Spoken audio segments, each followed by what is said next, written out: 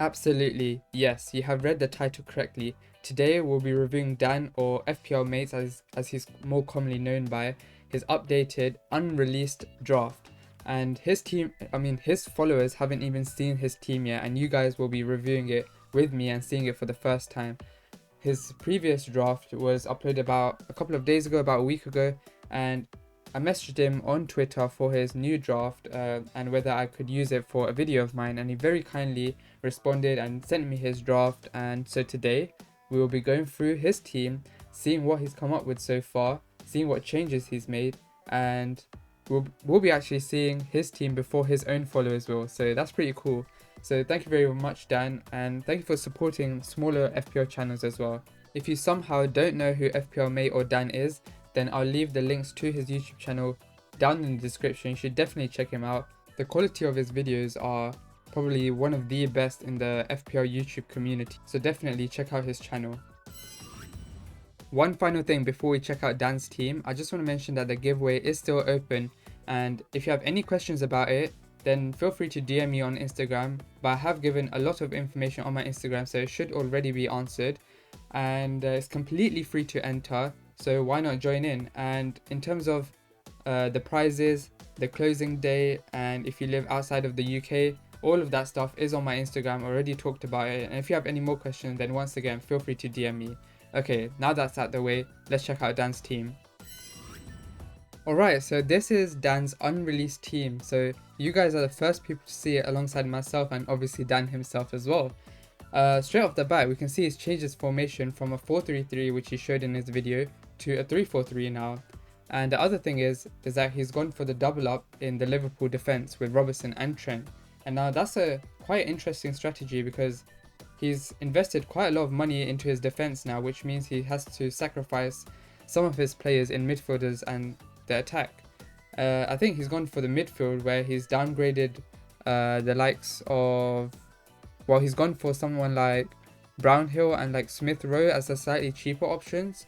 And it's an interesting strategy because in the 7.5 region in the midfield, there's not too many people to pick from, especially considering the starting fixtures for every team. So at the start, we've only got the likes of like Greenwood, maybe Madison, Barnes, Rafinha, which he obviously has, Harrison at 6, and Bowen as well. Those are the main guys that spring to mind in the 7 or 7.5 region.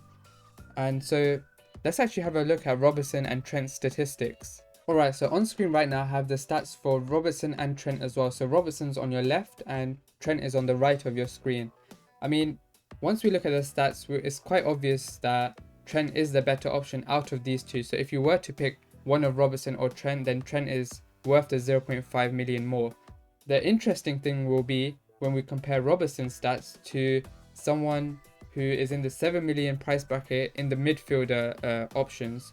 So then we can see whether it's truly beneficial to go double up in the Liverpool defense with Robertson and Trent, or we should just get Trent and then go for someone in the 7 million range in the midfield. So first of all, let's have a look at their heat maps. I mean, Trent and Robertson heat maps are fairly similar, just on the opposite side of the pitch obviously. They're both getting in the box, they're both in the opposition's half, which we like to see, and they're both on corners and set pieces.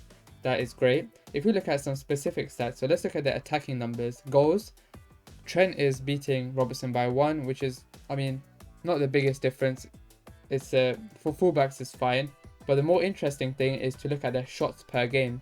So we can see that Trent has a 1.5 shots per game, whereas Robertson is at 0.5. So we can see that Trent is shooting a lot more.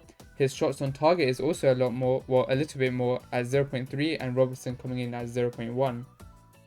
If we have a look at their passing, so their assists potential, we can see that they both had the same amount of assists. In terms of big chances created, Robertson at 11, and once again Trent winning at 14.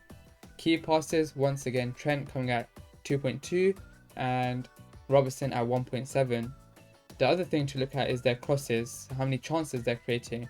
So Trent once again 1.9 and Robertson 1.6. So we're kind of seeing a pattern that Trent is just edging Robertson from looking at the stats.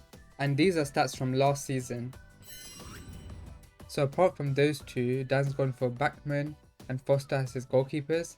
I can see kind of why he done that, because maybe he doesn't want to double up in the Brighton defense going with Lamptey and Sanchez, because, well, if Brighton don't start off the way that we're all hoping that they will, with many clean sheets, then at least he's got only one of Brighton's defense, and then he's got another goalkeeper from a different team which he can hopefully get clean sheets from, so kind of splitting the risk. So I like the backman pick there. So in terms of the Brighton defense, I've actually got some stats for you guys, so I'm going to read it out. So for shots in the box per 90, for Dunk we have 0.8, for Lamptey we have 0.6, for Veltman we have 0, and for Webster we have 0.7. So actually Dunk is the guy who's shooting the most, followed fairly closely by Webster, and then we have Lamptey. In terms of chances created per 90, we have 0.3 for Dunk, 1 for Lamptey, 0.7 for Veltman, and 0.17 for Webster. So in terms of chances, that's where Lamptey will get majority of his points, getting those assists. And then we also have their baseline bonus points per 90. So 13.9 for Dunk, 10.3 for Lamptey, 13.2 for Veltman, and 12 for Webster. So again, Dunk winning that competition there, and actually Lamptey is last for those defenders. So if they do keep a clean sheet and there's no attacking returns for any of the defenders, then Lamptey isn't likely to get any of those points. So then it'll be Dunk who would probably be in the bonus point region. But surprisingly, Sanchez has a better baseline bonus point per 90 than all the defenders, coming in at 14.2. So if you do have Sanchez and they do keep a clean sheet, he's likely to get 2 to 3 bonus points depending on how the rest of the players in that game do. And apart from that, he's gone for Aït-Nouri and Ayling as well. So the first 3 game weeks for Wolves aren't the best, but after that, from game week 4 to 14, Wolves have probably the best fixtures. And so I like the fact that he's gone for Aït-Nouri already, so he's already planning ahead.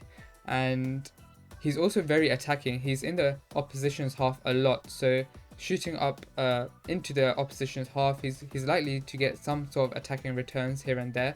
So at 4.5, he's a great pick. And then Ayling, unlikely to get any attacking returns in my opinion, but he will be playing majority of Leeds games, so he'll be the guy who just comes in with those 2, maybe 6 points if they keep a clean sheet in case of anything happening in their starting 11 for Dan. So in midfield, Dan's gone for Salah, Fernandes, Smith Rowe, Rafinha and Brownhill. So Salah and Fernandes, there's no real need to explain those guys. They're phenomenal. They're going to be getting a lot of points. Probably one of them may even get the most points in the game by the end of the season. So yeah, those are great picks. Apart from that, the fairly budget options now, Smith Rowe, Rafinha and Brownhill. I'm pretty sure Smith Rowe is 5.5 and Rafinha is 6.5. And then Brownhill is just a cheap 4.5 on the bench. He's going to be just a guy sitting on the bench for backup purposes, I'm assuming. And then Smith Rowe and Rafinha. Rafinha obviously going to be creating a lot of chances for Leeds and getting goals for himself as well. As Smith Rowe, we just need to see how he really starts off the season with Arsenal, where he's kind of playing and what kind of minutes we're looking at for him.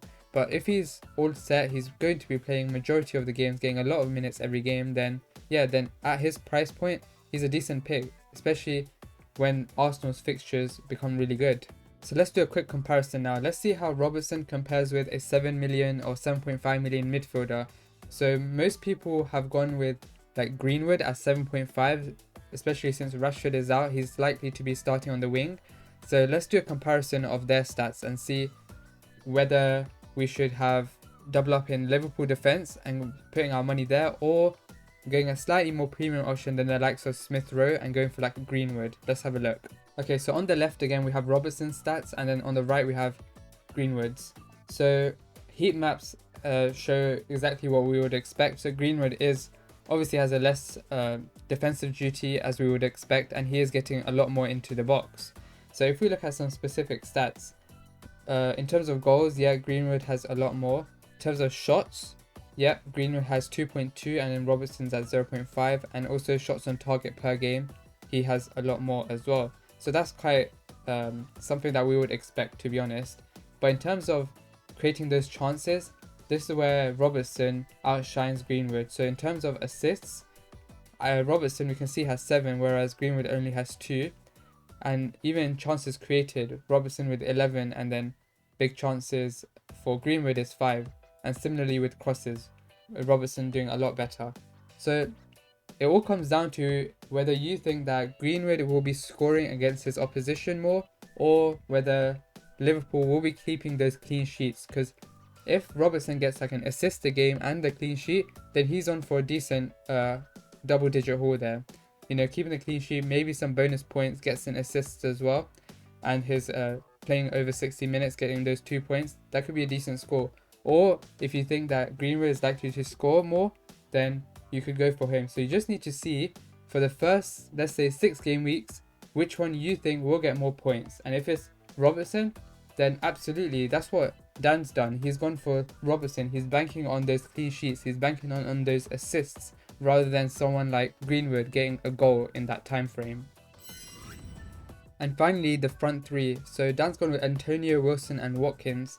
So the two probably most popular ones out of these three are Antonio and Watkins. And he's put in Wilson, and I actually kind of like that, because what most people have done, and most drafts I've seen, they've gone for like Antonio, Watkins, and then gone for Tony, or something like Antonio and IHEANACHO and Tony, like that. So they all have Tony as that slightly cheaper option. But the question is he even going to perform? We know he's on penalties, we know he's going to get a lot of minutes, but are Brentford even going to perform in the Premier League? We need to first check and identify if they can.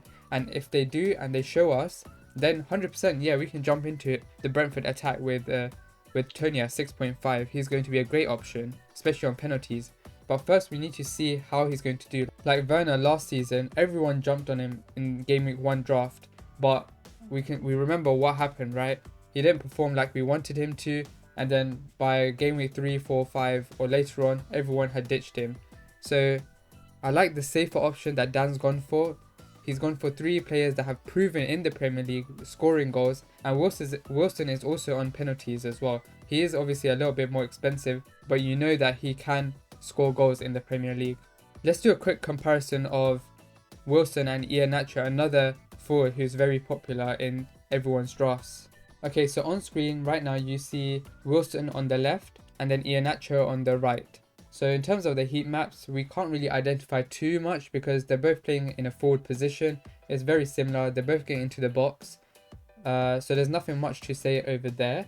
In terms of the attacking numbers, we can see that Wilson has scored 12 goals, but he was out for a lot of that season. And we can say the similar stuff for IHEANACHO, right? He wasn't really playing at the start of the season too much. And then towards the end, he obviously picked up form and he was playing majority of the minutes. And therefore, in terms of goals, it's exactly the same. So in terms of their shots per game, Wilson is on 1.9 and then IHEANACHO on 2.4. So he is shooting a lot more per game. And then shots on target per game is quite similar, 0.8 to 1. So let's actually look at their passing and potential assists. So in terms of assists, we can see that Wilson has a lot more, or 3 more. And in terms of chances created, IHEANACHO just beats Wilson by 2.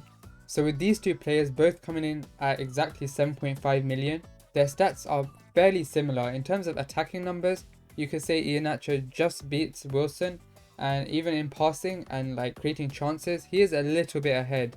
But there's nothing much to separate them. The fact that Wilson is also going to be on penalties, I think just edges it for me. So there's nothing too much to separate them. Let's actually have a look at their fixtures to help us out. So this is on my Instagram here. So I've posted this for the first 6 game weeks. So let's have a look at Newcastle and Leicester. This is ranked by the easiest fixtures at the top to the hardest at the bottom. So you can see Everton has the easiest and Chelsea for the first 6 have the hardest. And Newcastle and Leicester are literally side by side. So it's very similar there as well. So for Newcastle, West Ham, Aston Villa, Southampton, United, Leeds and Watford. And for Leicester, Wolves, West Ham, Norwich, City, Brighton and Burnley. So there's nothing, again, too much to separate them. So I think out of these two players, it's literally your call who you think will do better. I think just because Wilson is on those penalties, I think he just edges it for me. So overall, I really like Dan's team. I like the double up in the Liverpool defence. I haven't really seen that in many other drafts, especially if Liverpool do keep those clean sheets at the start of the season. Then Robertson and Trent can get really nice points at the start, boosting up your rank. And then I also like the fact that you've gone for a Nouri at the start in your game week 1 squad, planning for the future, so you don't have to make that transfer and you made it ahead of time. And then finally, your front 3 are all safe options. So you haven't gone for any new players which we don't really know how they will perform in the Premier League, which I like. So overall, if I were to give this team a rating, I think I'll give it an 8.9. You've got nice cover on your bench. Your starting 11 is fairly strong, or pretty strong for the budget that we have. And yeah, your bench can cover for any unforeseen circumstances. So yeah, I think I'll give it around 8.9, maybe even a 9 out of 10. So I think we'll leave it at that for today's video, guys.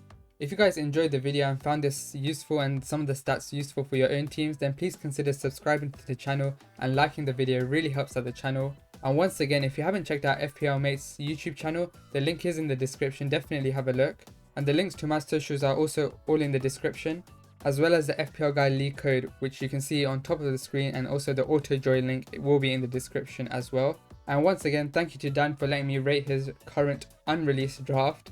And apart from that, guys, I'll see you guys in the next video. Take care.